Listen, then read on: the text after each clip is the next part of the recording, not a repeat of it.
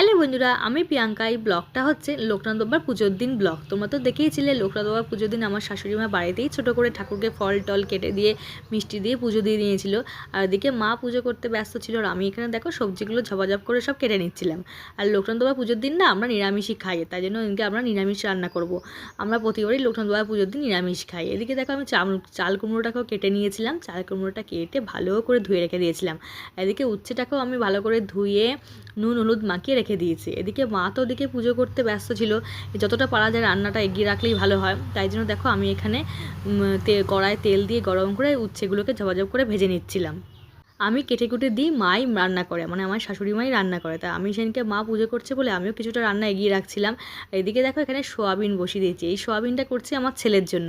সেদিনকে নিরামিষ, ছেলে কী খাবে, ছেলে আবার একটু সোয়াবিন খেতে ভালোবাসে। সোয়াবিন হলেও নিরামিষের দিন আর কিছু চাই না, তাই জন্য ওকে দেখো আলু দিয়ে সোয়াবিন দিয়ে ভালো করে তরকারি করে দিয়েছিলাম। আর দেখো কী রান্না করেছিলাম, সেদিনকে করেছিলাম হচ্ছে উচ্ছে ভাজা করেছিলাম। আর যে চাল কুমড়োটা কেটে রেখেছিলাম ওটাই মা পরে পুজো দিয়ে এসে শুক্তো করে নিয়েছিল। চাল কুমড়ো শুক্তো কিন্তু খুব ভালো লাগে, তোমাদের কার কার ভালো লাগে কমেন্ট করো কিন্তু। আর করেছিলাম হচ্ছে পাঁপড়ের ডালনা, এগুলো সব মা করেছিল।